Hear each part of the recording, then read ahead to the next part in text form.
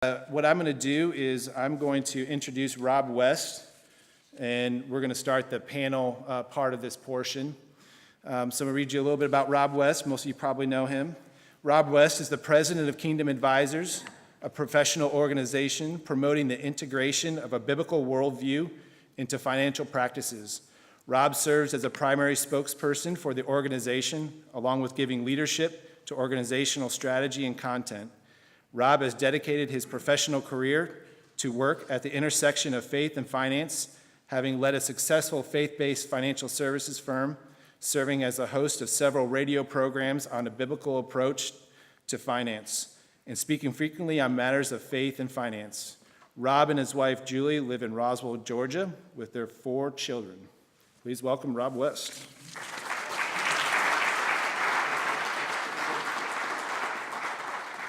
Thank you very much. It's great to be here today. We're thrilled to be able to, or I'm thrilled to be able to be a part of this. You know, Kingdom Advisors has enjoyed a great working relationship with Rethinking Wealth, really partners in this work to serve and equip and mobilize Christian financial professionals throughout the greater Indianapolis area and certainly in parts beyond that. And so each year we have the opportunity to really think and strategize how we're going to lock arms, whether it's through the resources that Kingdom Advisors offers, like study groups, or through events like this, or the one day that we do in the fall, just to really take that whole idea of equipping to the next level and really give you a healthy and robust community to work all of this out in. I love David's story, and I hope you'll be able to hear just the impact he's had, not only with what he shared, but even just the trip he took recently. That's just a living example of, I think, how this is a journey that takes place over time.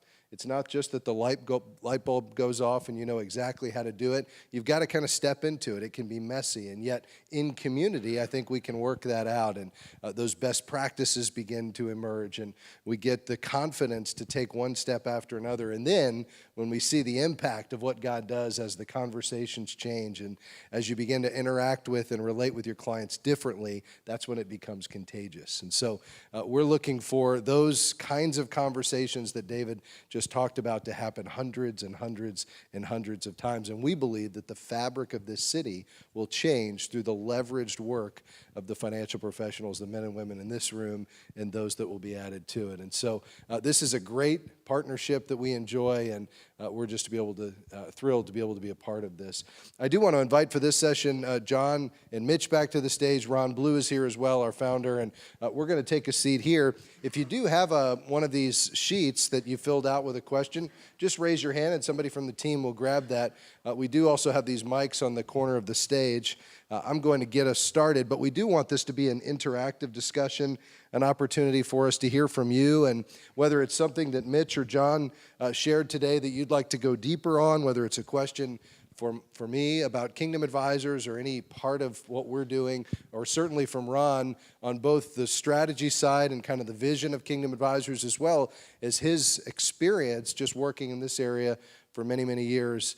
We'd love to just unpack whatever's on your mind today and really make this a healthy back and forth conversation as we really begin to take what John shared and even go deeper where the rubber meets the road, maybe even getting into unique situations that you've found and how do I work this out in my practice? Maybe here's something I'm struggling with a client situation right now, and how would you respond to that? Or maybe just one of those issues you've been wrestling with over the years. Before I get into just a couple of questions, let me just mention, just piggybacking on what John shared today, one of the things we're doing in response to the receptivity that we've gotten around some of the ideas that you've heard, certainly Ron share and Mitch and John as well, is we're actually launching a coaching program in October, or I guess it's late September. Yeah, late September this year. We're going to take, it's limited to 30 people, and basically what we have done is we've said, for so many years now, people have approached us at Kingdom Advisors and said, wow, these principles and these ideas, they change everything, and folks have certainly more purpose and meaning in the work that they do. They have a new paradigm about why they go to work and making their practice their ministry, but one of the common questions is, how do I do it? What does it look like on a day-to-day basis to begin to change the way I give advice, to change the conversation? How do I grow in community? How do I align my advice with my own walk in terms of my faith and how I see and work out my own financial decisions. And we wanted to put together a coaching program that really delivered that advice pathway in a very hands-on way, giving you all of the tools, the conversations and scripts, giving you the web applications to actually put up on the screen with the client, and really build this out in a systematic way. And so John and Mitch have agreed to be the lead coaches on that. They're actually developing the curriculum. Our team at Kingdom Advisors is building all of the tools and the resources to go along with that. We're going to deliver that over a 2-year program. There'll be 3 live meetings per year in Atlanta. And during those meetings, and then the work in between, and there will be work that's done via teleconference or a live webinar in between each session. We're actually going to deliver to you that Christian faith-forward advice pathway that you heard John talk about today. In addition to that, that's kind of 1/3 of it. We'll also really go deep into your own personal spiritual journey as well in terms of alignment there, because we believe you can't take a client where you haven't been yourself. And so your own personal development and spiritual growth will be a key part of that. And then thirdly, looking at some of those key conversations. You heard Mitch and John mention the retirement conversation. Well, that's one of those where we think you need an entirely new approach to that particular conversation. And we think there's several more like that we want to specifically actually deliver to you, a turnkey process for those seminal conversations. And so when you put all of that together over that 2-year journey in a community of like-minded peers, we think this will be a really unique and compelling experience. And so you'll hear us launch that in June. If that's something you're interested in and want to know more about, just mention that to me or one of the gentlemen on the stage. We'll get you more information, and we're looking forward to launching that later this year. And so wanted to make you aware of that. Before we begin today, Ron, I know you haven't had a chance to speak yet, and so I'd love for you just to open this time by just maybe sharing a few words of welcome, but also just anything that's on your heart as you reflected on what these guys have shared. It's fascinating because I was sitting clear in the back there and was thinking back to 36 years ago when I started what later became Ronald Blue and Company. And I had a vision. And I had a vision that I was very fortunate to have been very heavily influenced by Dr. Bill Bright, who really had visions. And I had a vision. And I had a vision of helping Christians plan to manage their money so they'd have more to give away, which is one of the things that David mentioned. I didn't have a vision for what I'm observing here, and this was a really significant time for me. 2 weeks ago, I was in San Diego, and I spoke I spoke Generous Giving, and I spoke at a Kingdom Advisors sponsored event that had about 1/3 faculty, 1/3 pastors, and 1/3 advisors. And I gave a core message: God owns it all, 5 uses of money, 5 principles of money management. And it was interesting because it resonated across all the audiences. They all, of course, nuanced it to their particular circumstances, but God's word is transcendent when it comes to everything, including money. And I happen to have with me, for some reason, a prayer card that's dated June 1, 2011. And here was what I heard the Lord say to me. He said, "It's my work. Be faithful, be prayerful, be patient." And then I wrote down my vision, and I said, a Christian financial planning school, major, and industry. And none of that existed just 5 years ago. And 2 weeks later, I was in London, and I met Dr. Wright, the provost of Indiana Wesleyan University, and long story short, we ended up setting up the Ron Blue Institute for Financial Planning. Rob began to take over leadership and spokesperson role at Kingdom Advisors, and now we're moving the CKA into the universities, which is going to give it academic credibility. And here was what I saw when I thought about what God did with the Institute, is for you to have real credibility, you need to come out of academia. You know, every profession comes out of academia. That's a recognized, legitimate profession. and I didn't really realize that at the time, but by the relationship with Indiana Wesleyan, I realized all of a sudden we can now move biblical wisdom, biblical financial wisdom into the universities to come back out. And we already are impacting the professional world, and if we can impact the academic world and impact the church world, we've got a 6-week church small group curriculum coming out this summer that Lifeway is promoting. But in every one of those cases, the message would be the same. And I thought, as I looked at all of you, the backs of your head, I thought, what an unbelievable answer to a prayer. So I was just sitting back there praising the Lord, saying, wow, look what's happened. And to listen to John and listen to Mitch, this is what came to my mind. Jesus said to his disciples, greater works will you do than what I did. And I heard these guys speaking, and I was saying, you know what? They're world class in presentation, and greater works are going to happen as this whole thing develops. So I'm a very grateful and humbled and thankful person, because I am seeing in my life work out Ephesians 3:20 beyond what you can think, ask, or even imagine. And I experience that now almost on a daily basis. And so it's easy to walk around just praising the Lord. So you know what? I realize this. If we all went away in terms of kind of leadership, this would continue, because it's meeting the needs of the people that are here. And once you get that, that's a movement. And you don't know where movements are going, but a movement is where people kind of coalesce around an idea, and they give it their own nuance, but it's a movement. So anyway, those are just some thoughts, Rob. That's great.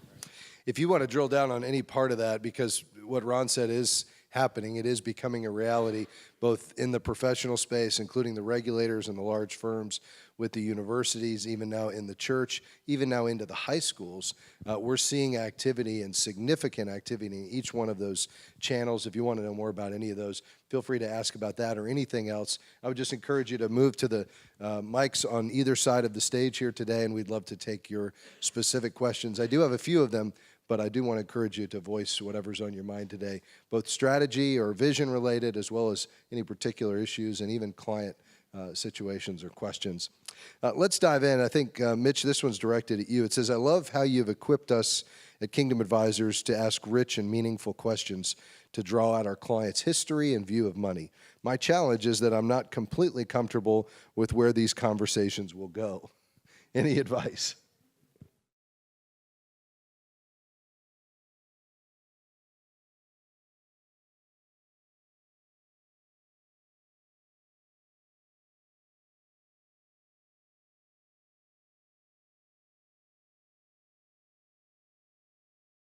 A little bit as well is, gosh, I want to go here, Yeah. but I'm not sure I'm ready for it. Well, you don't know you're ready till you get there, right? So once people cross that line of, as John put it this morning, moving from narratives to numbers, to me, what's awkward is sitting down with someone I don't know and getting numbers. That feels invasive to me. So that's the thing we ought to be feeling awkward about, not sitting down and getting somebody's story. How did you get here? How long have you been in Indianapolis? Where'd you come from? What was life like there? What did your parents do? Does anything about that feel awkward to anyone? It feels pretty natural, doesn't it? Right? So we're treating people, you know, it's taken a lot of broker-dealers a long time to figure out that there's actually people behind those numbers that actually generated and created those numbers, and that maybe if we treat them like people, they might entrust us with more of the numbers. I don't know if that answers the question, but. You know, I found that if I going into a client meeting, ask those questions and those stories, I know now what advice to give, because I know what's important to them. And so it was not hard to become a financial advisor when you began drawing out their stories. Right. So I really appreciated that. John, this one's for you. It says, you mentioned point of view.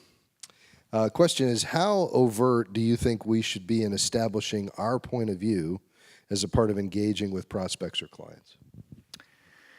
Yeah, the perfect consultant's answer is it depends. I really do. I think you mentioned it, Rob, Mitch, or maybe David, you did. Part of it is just listening carefully to what the client or the prospect says, and in the conversation having discernment, intuition as to where they are in their journey, which gives you some tips as to how overt or subtle to be in your own conversation and how you lead out with your point of view, your core point of view. I spend a good share of my life as a consultant in the secular world, working with secular companies, speaking on some of the same subjects I spoke with you about this morning. And so I choose carefully my words to give evidence of my own faith. And as Jesus said time and time again in scriptures, those have ears hear, right? And so choosing our language, words create worlds. And so choosing our language carefully gives evidence of a worldview, your own point of view, which then invites people into the conversation if we're effectively communicating that in a winsome way to draw people in to the conversation. Can I piggyback on that, please? Sure. So I think a lot of times when it comes, if we're reticent to share our point of view, we need sort of a preface to our point of view that softens the delivery a little bit.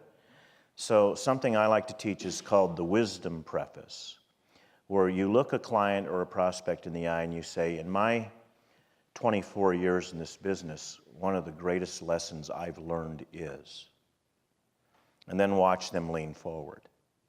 They want to hear what's coming next. And then you deliver the point of view.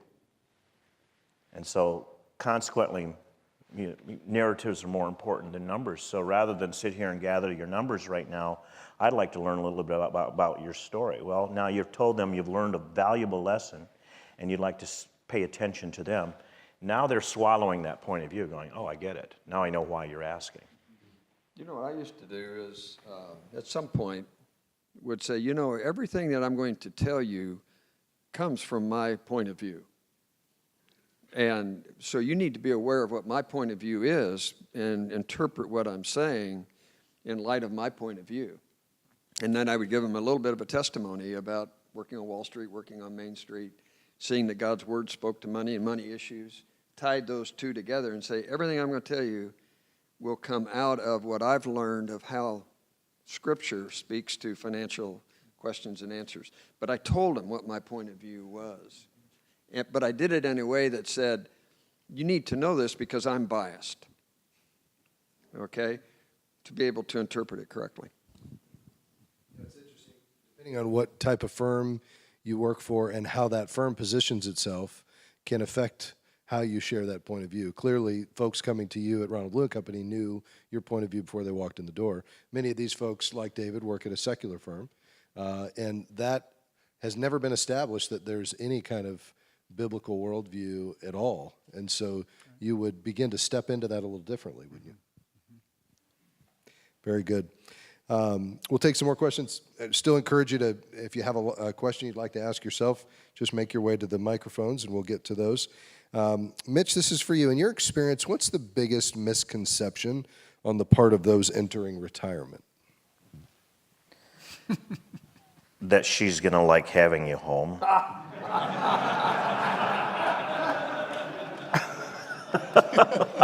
My wife says, I married you for better or for worse, but not for lunch. Yeah. There was actually a study done just a couple of years ago by Merrill Lynch that found that, here's the good news and the bad news, okay? The good news is that 71% of men look forward to spending more time with their spouse in retirement. That's the good news. The bad news is that 60% of women look forward to spending more time with their spouse. There's a gap there, actually, right? And retirement isn't a biblical concept at all. There's nothing in the Bible about retirement. Nothing. Yeah, on the serious side of that question, I mean, that is a serious issue. The divorce rate actually spikes in the first 2 years of retirement. So, you know, I'd love to share this quote from a woman in Texas that said, I got twice the husband, half the space, and he's getting bigger. But the bigger problem is serious engagement. God did not design us for lives of leisure exclusively. Leisure is a cathartic activity to reduce the stress of serious engagement. And when you no longer have vocational pursuit in your life, leisure rises to a place it was never intended to be and causes people to settle and become less than they're called to be. As Christians, we're called to be something, and I love the verse that says the callings of God are without repentance. So God doesn't have an agenda that says when you reach this age, all bets are off, right? God's calling goes all the way through to the final step. So the lack of vocation spoils the vacation, if you will. And serious engagement is something, I've always said this to the retirement planning industry. Here's the one thing you never talk about: work. What are you retiring from? Work. We need to have a conversation about work. And what does work really mean to our lives? And I've said this, I think, here before, but the Hebrew root word for work and worship are the same word. You know, I'm old enough now that I've experienced a retirement community. We had a home on a couple of golf courses that we did a lot of vacationing at, and then we ended up selling our Atlanta home and moving down to Hilton Head for a couple of years. And some observations. Judy said to me one time, she said, you know, this is just like going back to college. I said, what do you mean? She said, well, everybody wants to have a good time, and everybody's the same age. And so you missed that sense of community, if you will. And I spoke at an Episcopal church down there just before we left. And you know, they have these high altars, and so you're up above, if you've been in an Episcopal church, and you're looking down on the audience. And I got up there to speak, and I looked down, and all I could see was white hair. And I said, man, we're leaving. And what we found was that people left pretty quickly after they got there. They bought that dream home, they played all the golf they wanted to and the tennis, and then they said, this doesn't mean anything. So they left. So and they all went, most of them went back to wherever there was family, because that was much more meaningful to them. I loved your idea about renting instead of buying, too. I know you've written an entire book on this topic, Mitch. Anything else you might want to add just in terms of how these folks begin to think about a new retirement conversation with their clients? Yeah, I think the way to tee up this conversation, if you really want to have a meaningful dialogue with your clientele, is to ask the question, the opening question, what observations have you made watching other people retire? And see, Ron, you would have told that story on the heels of that question, and you are right. I've just spoke at Pinehurst for the 4th time in the last 2 years, and it's a frat party. I mean, where they're literally getting drunk 5 nights a week, right? And it's very expensive liquor because they're wealthy. But the question you can put to your client is, what observations have you made watching other people retire? And they're going to talk about the person who retired and died within a year. They're going to talk about the person who bought the RV and never got to drive it. They're going to share their concerns, but there's also the likelihood that they may have observed a great retire mentor, that I like to call them, people that have done it right. And then once they've shared their concerns, this is an opportunity for you to share your wisdom and to say, you know, I've been in this business for 10 years, 15 years, 20 years. Would you mind if I shared with you some of my observations? And then you can lay out, right, the principles, like John was talking to us about a point of view, and one of those points of view around retirement is you have to retire to something, not from something. You got to find a balance between vacation and vocation. Those are points of view. Having enough money won't make you feel like you matter. Right? These are points of view that we can bring to the retirement conversation and help people in a meaningful way. Great. Yeah, I've got a question. Part of what we're talking about with these discussions needs accountability, because it's easy to make a decision. It's hard to stick with it. Ron, can you talk to your experience with AG3 or other accountability and how that's kind of played into some of the decisions you've made? Well, I do think you need accountability. And my philosophy was rehirement is biblical, but retirement is not. So I have a financial planner, and I meet with him for several reasons. Number one, I can't hold myself accountable. You're not going to tell me anything about investments or taxes or the things that I know from the numbers standpoint, but he is going to hold me accountable. And I've shared that story with so many wealthy people. In fact, I was speaking here in Indianapolis maybe 3 or 4 weeks ago, and there was a man in the audience. He said, "I've heard you speak many times," and he said, "You always say something that really gets me." And he said, "This time you talked about accountability." Now, this man has 2 jets, 2 helicopters, and a stunt plane, and he lives, his runway's right next to his house. And he gives away millions of dollars. Very, very generous, very Christian guy. And when he came up to me, he said, "I've got all kinds of advisors, but I don't have anybody holding me accountable."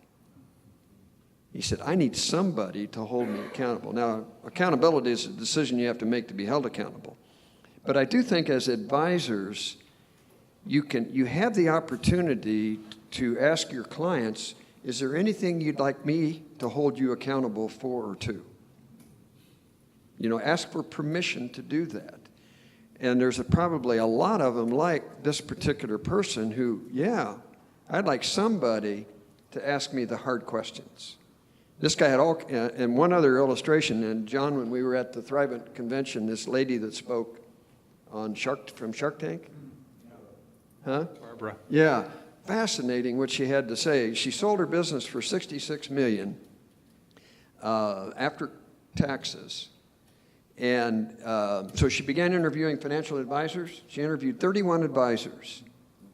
And she said the first 30 that she interviewed never, ever asked her what she wanted to do. They all began selling their services. So they came in with the pitch. The 31st said, "What do you want to do?" And she said, "I want to educate my 30-some nephews and nieces." So they put $22 million in some municipal bonds, and is educating that. She said, I bought $22 million, I think, of municipal bonds for herself, so she never have to worry about money. She says, "Now I have a little bit left to invest, but that's not my number one objective." 31, and only one asked her, "What do you want to do?" And that's a really good question for us as advisors to ask our clients. How can I best help you? What's the biggest question you've got? How are you and your wife doing with talking about money? This particular person wanted accountability. He and his wife came in. They asked if we could meet, and I met with them. Well, very successful. But he had lied to her once about money. And they said, almost cost us our marriage. And then he's pretty highly leveraged, and she wanted to be out of debt. So there were a lot of tears in that meeting. It wasn't intended to be that way. But anyway, you've got a real opportunity to get permission to hold somebody accountable, and they need it. Can I just say one additional word? I think this is actually an area where it starts with you as advisors. This is one of those you can't give away what you don't own things. So it's wonderful for you to have the opportunity to hold your clients accountable, for them to invite you into that, or for you to ask them, how can I or where can I? But it begins with you and actually having accountability partners yourself, where I see advisors or leaders in anything, whether they be pastors or executives or whomever, screw it up is when they're going it alone.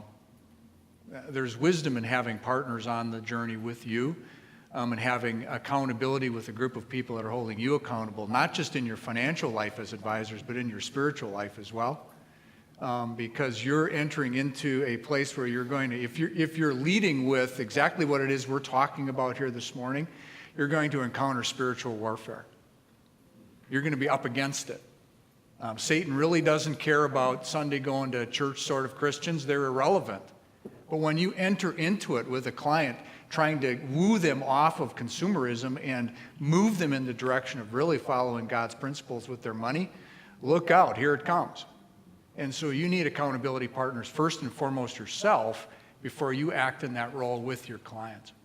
Really believe that. That is really true, and that's what, at Ronald Bloom Company, back in '85, I remember saying, Lord, how do I know what's going on out there in Santa Ana is the same thing that's going on in Atlanta?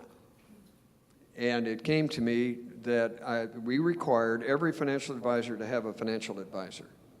And they've really systematized it now, I think, within the company that you don't even get your year-end checks until your financial advisor is signed off on having met with you and your spouse. So, and I really believe in this. You just can't hold yourself accountable at all. Can I throw something into this, Ed? There's actually a very practical aspect of what's being discussed here. And we've actually tested this, that this is a value that your clients are willing to pay for in their relationship with you. And so the way you would frame that point of view to a client is to say, one of the values I strive to bring to my clients is to hold their feet to the fire of their best intentions. People get busy. Successful people have laser-like focus in what they do every day, and they have all this stuff that's not being done that they've sort of committed to, and they're willing to pay someone to hold them accountable to get those things done. So you can literally sell the value of accountability to clientele. That's great. Just a quick word on accountability, and then we'll move on to another topic.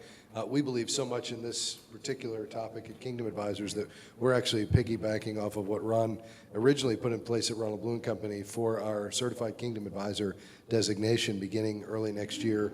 With the implementation of the university level training will be a requirement that all Certified Kingdom Advisors be in an accountability relationship with another CKA, and that advisor providing the accountability has to attest to that at renewal each year, which will be done electronically.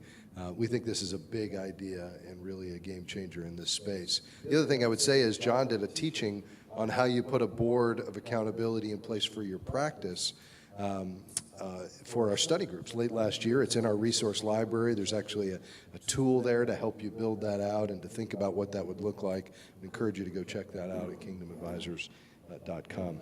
From a marketing standpoint, what that means to the church, if you've got a certified advisor who is accountable to another advisor, that really sends a strong statement there of integrity that I think is going to be a huge, it works, and it really sends a signal to the church. Let's pivot to the topic of competition. Ron, I know this is one that you have a lot to say on and have thought about. The question has come in that says, why would a group of competing professional advisors meet together for a study group meeting? You know, when I just came across my letter of resignation at Ronald Bloom Company,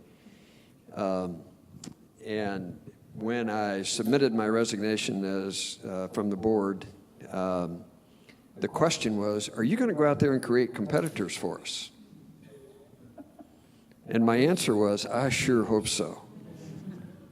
Because a rising tide raises all boats. And every advisor is unique. His clients are unique. The advice that you're going to give is unique. And God has got all that working. And one of the greatest joys we should have, I'll never forget this, when I made, somebody wanted to, they were looking for an advisor, and I was able to recommend 2 advisors in the city where they were, and both of those advisors said, we want what's best for that client. You know, perhaps you're better than me, or perhaps I'm better than you because of the way we're wired up and the way God's got it going. And what we want is those clients to end up with the right advisor, and there be enough advisors out there, everybody wins when that happens. So Larry Burkett always said it, there is no competition in the Christian world. Well, he should have said, there should be no competition in the Christian world. Let's switch to the topic of giving, and let me just again encourage you. We've got about 15 minutes left. We'd love to get to as many questions as we can. If you have one, feel free to Seriously? make your way to the microphone. We already know all the answers. Oh, That's right. okay. It's just, this is for our benefit. I see. Okay, good. This is really an intervention for us. That's right. That's good. All right, generosity. I have a client that recently sold his business and has several $1 million in a donor-advised fund.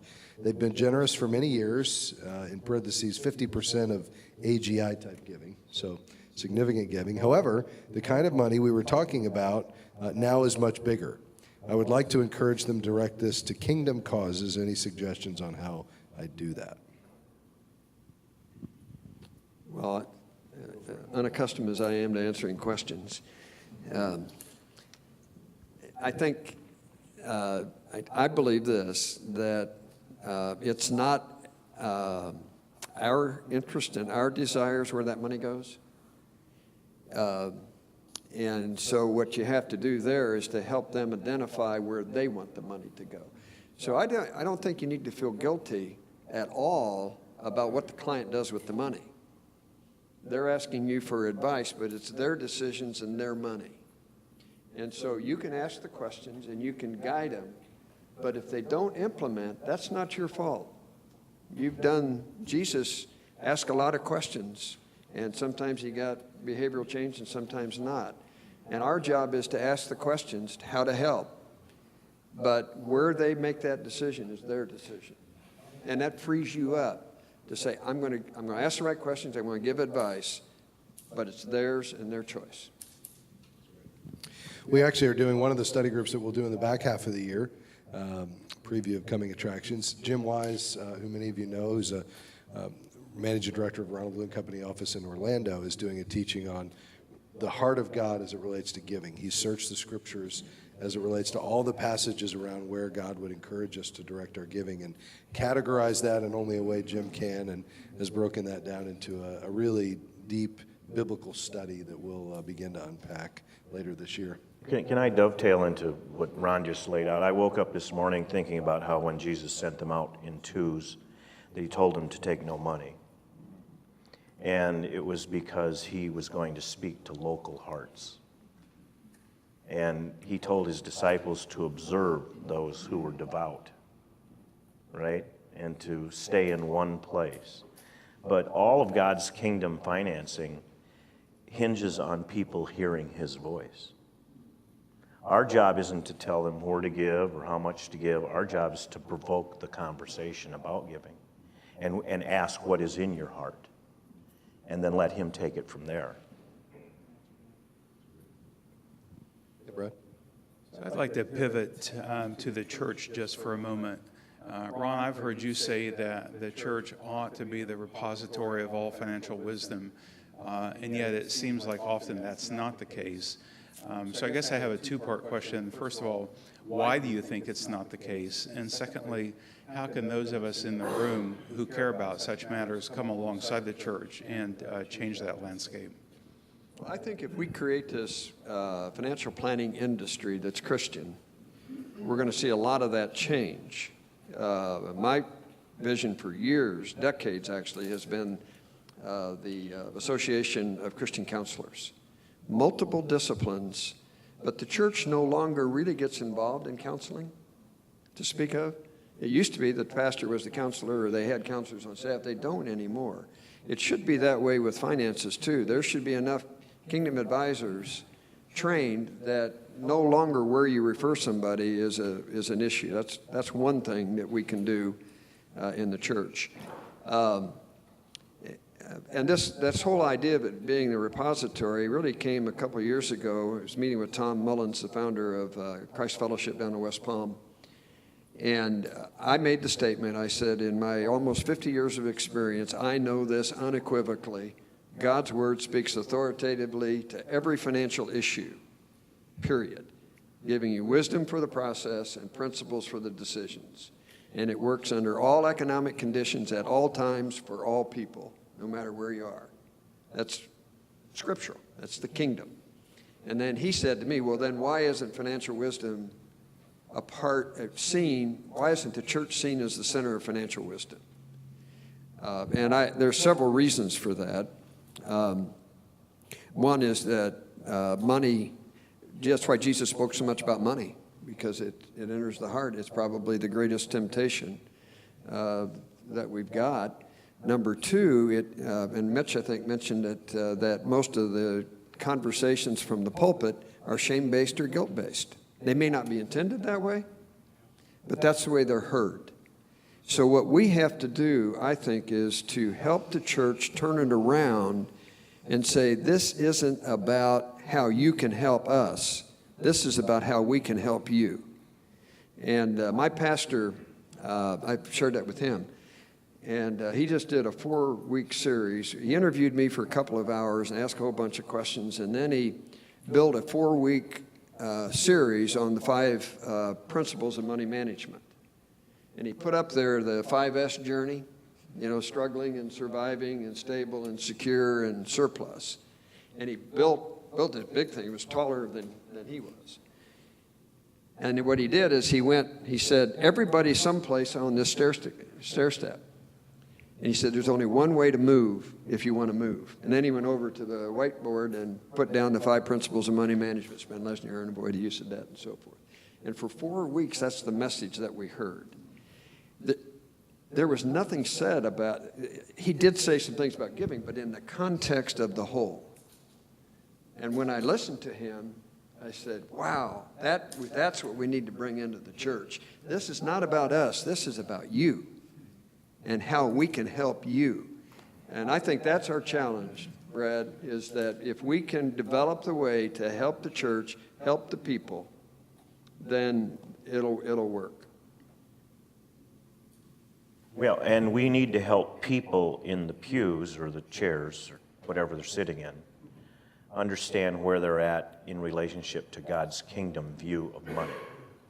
And that's where this grow, live, give conversation, or live, give, grow conversation, and the tool that is housed at KA is so powerful, because what happens is you can look at their 1040 and know what they owe in mortgage debt, know what they owe in taxes, know what they're giving away to charitable contribution, and know what they're saving for qualified savings. And then the rest of that pie chart fills in with, this is what you're spending on living.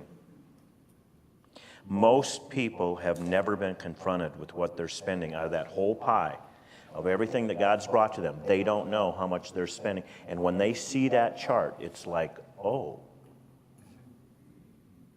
Right?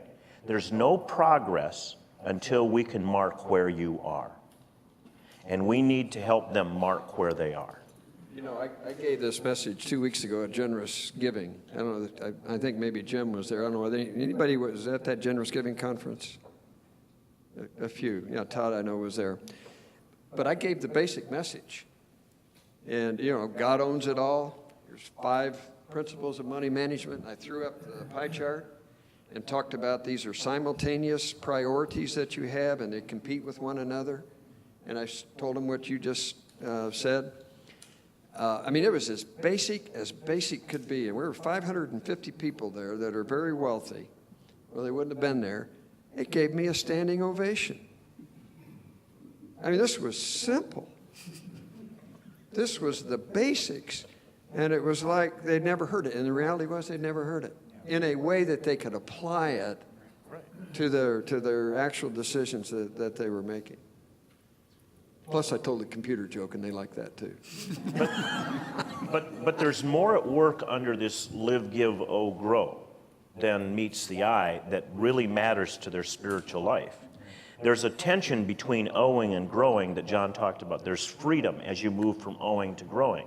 There's a tension between money you spend to live and money you spend to give, and that's a purpose dial in your life, right? So as you move from just spending on you to spending on these kingdom causes, you experience purpose. But there's also, I'm discovering, a tension between owing and living. All right? If your lifestyle is highly leveraged, you don't have serenity and calm in your life. So there's that relationship. And then finally, there's the abundance matter or the surplus matter, and that's the tension between growing and giving. So there's you grow till the point you have enough, and you say, I'm done. And now I have abundance, and let's start sharing, right? So live, give, grow. There's a relationship between all those four factors that cuts right to the core of a spiritual value in a person's life. And there's a transferable concept on each one of them. You know, giving breaks the power of money. We know that. Debt always mortgages the future. And taxes are always symptomatic of income. Growing is the only way that you're going to meet your long-term needs. And lifestyle, you always have a question of how much is enough. So you can explain that pretty easily. And here's what I found. If you want to use that, turn the numbers into percentages. And put them up there as percentages rather than numbers. Numbers are hard to relate to. But when you say, well, I'm given 6% and I've got 13% that I'm paying in debt, all of a sudden the picture becomes, wow, they've got it. In fact, I'm embarrassed to say this, but my wife, when I showed her the pie chart the first time, she said, now I get it. And I'd written 20 books already on money management.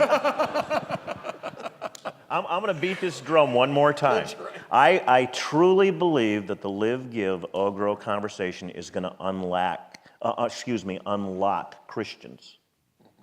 Because it's like when I coach kids in basketball, they'll come and they'll say, I want to shoot 90% free throws. And I say, where are you at now? And they say 80%. And I give them the ball and say, I'm going to rebound the next 100.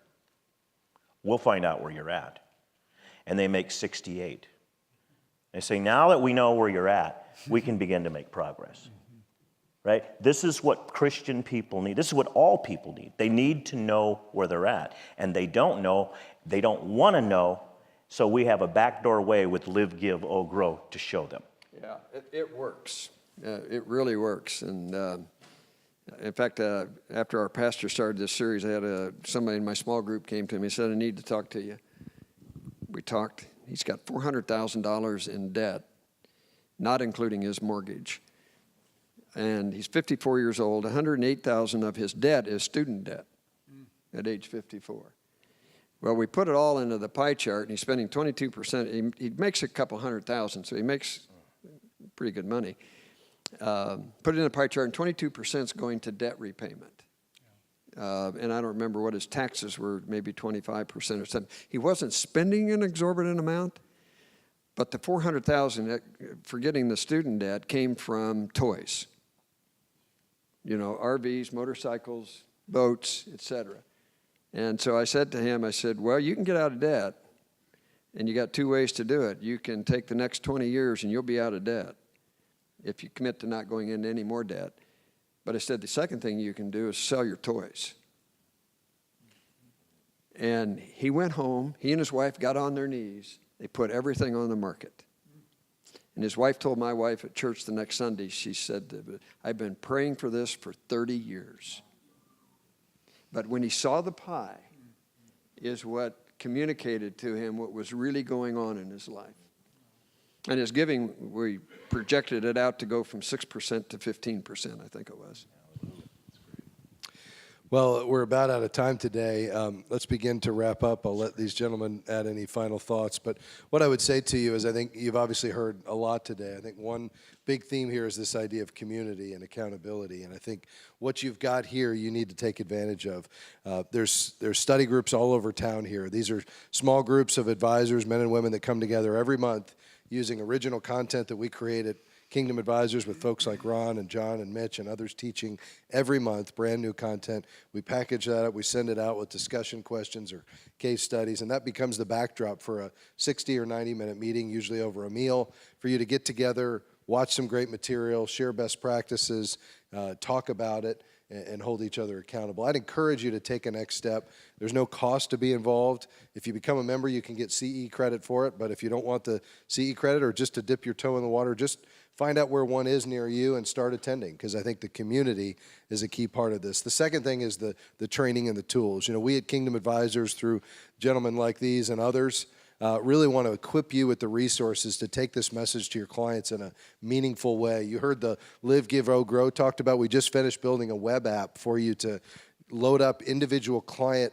numbers and actually store that over time around the Live, Give, Grow, and then present that to your clients as a backdrop to your meeting when you meet with them each quarter or semi-annually, whatever it is. Those are the kinds of tools and resources we want to put in your hands. I think this coaching program is another great example of how we can take that even much further in equipping you to change the conversation with your clients. If you'd like to or learn more about that, I think those spots are going to fill up quickly, and we'd love to have you in that coaching program launching in September.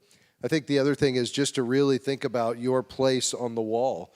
You've heard about church strategy. We want to equip you to relate to your church, your large firm, where you're at. If you don't have a strategy now, we're seeing great fruit with firms like Merrill and Morgan and UBS and others coming down the road as well. Raymond James we're in talks with now and several others. And so if you'd like to know how we can equip you to build what we call a Christian focus group inside your local firm, we'd be delighted to do that as well. But above all else, I think I would just encourage you to really be leaving here prayerful and really thoughtful about what God has for you and where your next step should be as you really think about what it looks like to make your practice your ministry. I know it's been a privilege for me to be here. Gentlemen, anything you might want to add as we close? Just one thing, that this church curriculum is coming out in August that Lifeway is publishing. It's built around Live, Give, Grow. God Owns It All is the first one, 5 principles of money management, and then we take each of the Live, Give, Grow in a week and build it around the pie diagram. But the beautiful thing is they've done the cover of it, and it is really sharp. It's an iceberg, which we've used a lot in communication. And the title of the study is God Owns It All. So anyway, will be available to you to take to your churches through Lifeway. Mitch or John, any final thoughts before we wrap up? I was just really moved by David's testimony. Thank you for that. And just encouraging you to do the same thing that he did, which was, some of you have been at this for a while, and some of you are brand new to this community and to this conversation. But what he was willing to do was to take a step and just put it out there and let the Holy Spirit lead. And he's a pretty good leader. And so I just encourage you to do the same, because being willing to pray with a client becomes all of a sudden taking clients to Bolivia in his case, and who knows what's next. And so I just really encourage you to be courageous, to be bold. Be bold. That's great. Mitch, anything? Yeah, I had an advisor call me the other day, and he said, Mitch, I've made plenty of money. I want to do something for the kingdom. And I thought, that's where we're at here. Whether that's true of you or not, please prayerfully think about adopting that attitude. Gentlemen, thank you very much for your time today.